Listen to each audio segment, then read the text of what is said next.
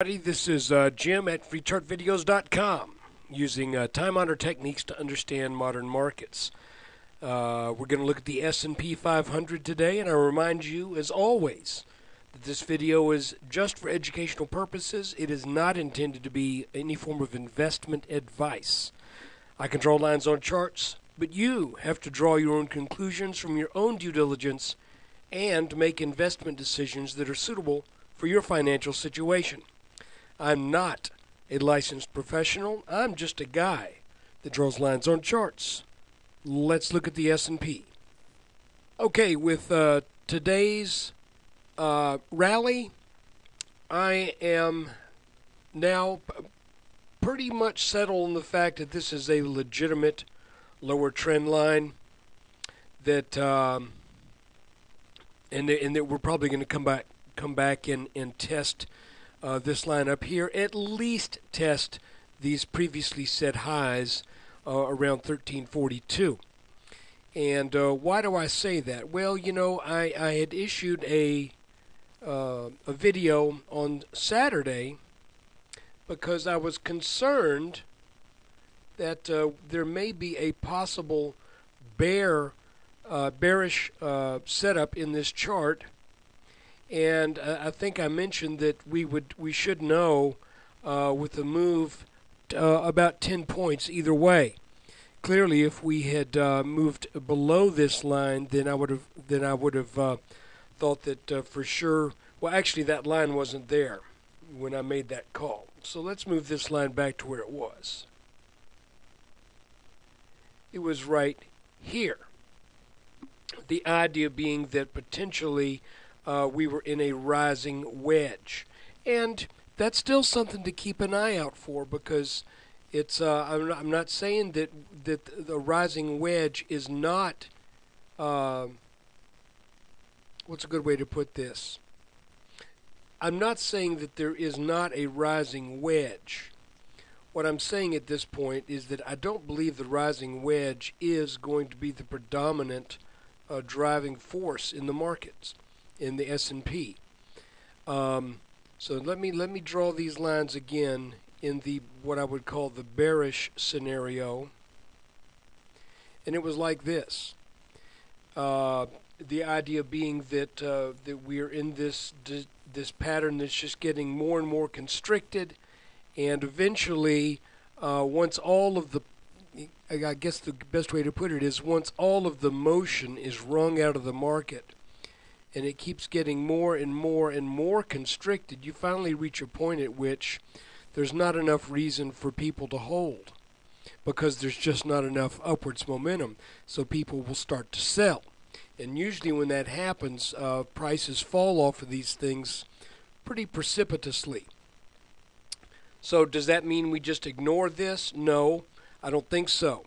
But what I think it does mean, possibly, is that this was a premature breakdown of this possible pattern. So right now we climbed back over this line, which is a good sign.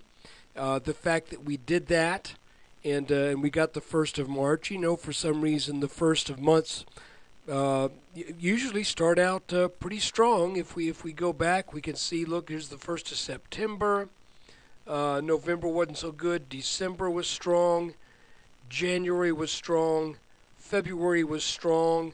Let's see if March starts out of the gate with a strong move. So I'm thinking that at least we're out of the woods for now, and if we tag this line up here, and that obviously shows itself as resistance, then we need to watch to see what happens as we kind of may potentially work our way up a little higher into this pattern.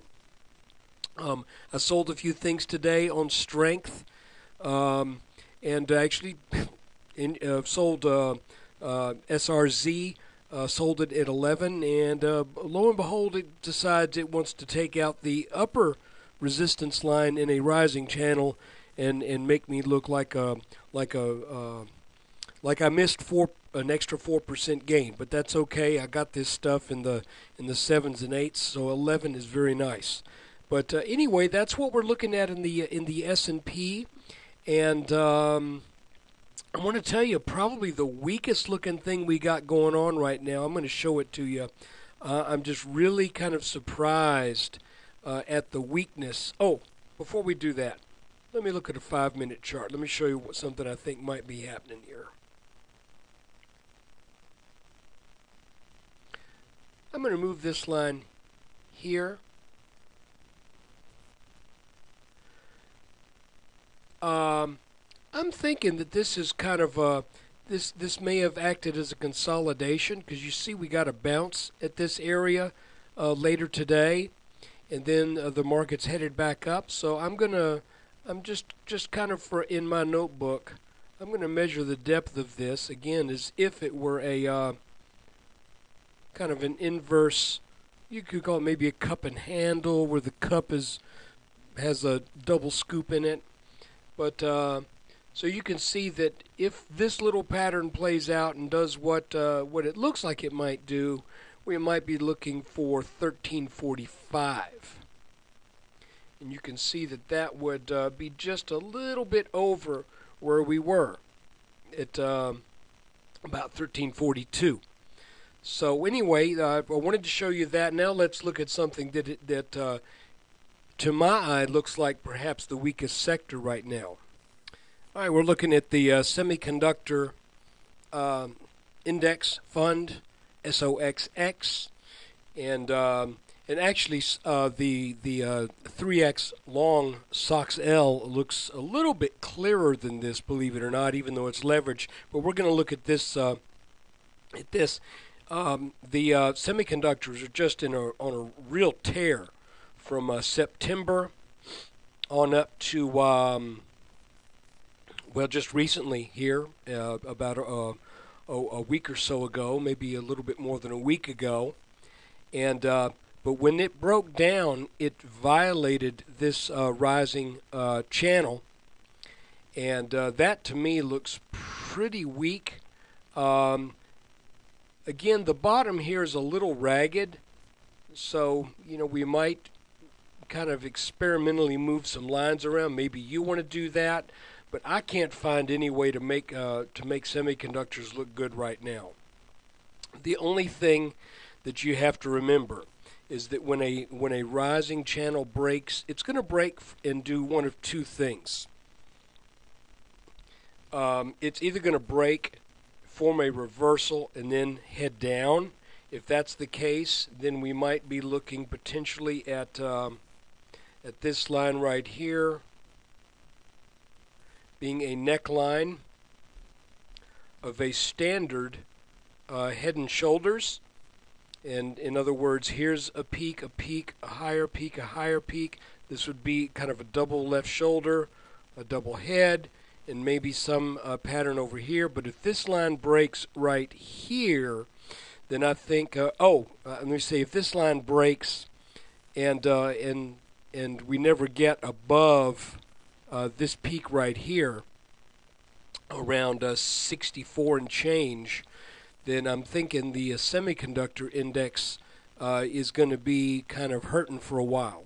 The other thing that can happen when you have a break of an upward channel, obviously, is that you just enter into a phase of consolidation, and you move sideways for a little bit, and then you head back up. And we saw the S&P do that actually a couple times in the past few months. So anyway, I just wanted to point that out for those of you who were in semiconductors, that today was actually day before yesterday was a back test on this break, and it's just looking kind of weak here, guys. So if you're in this, you might want to play this real carefully and watch this line like a hawk. I appreciate you taking the time out of your day to watch this video. I remind you, this is free, chartvideos.com. And in order to keep it free, please come by the website and support it with your traffic. And I'd love to have you come by, and maybe we're trying to get our forum up and running. We don't have a lot of posts, but the posts that we have are all pretty intelligent and well thought out. We have what I would describe as motivated members of that forum. They're not flaming each other. They're just really trying to get to the bottom of this, and like I am. So I hope you've enjoyed these videos. And again, if these things if the videos have been of benefit to you, then if you want to make a contribution, I've got a little a way you can donate. We've had a number of people do that over the past few weeks, and I really appreciate that. I take a pretty good bit out of my day to study the markets, follow other stocks, and I just appreciate it if you'd make that consideration. Take care, and we'll do another video tomorrow.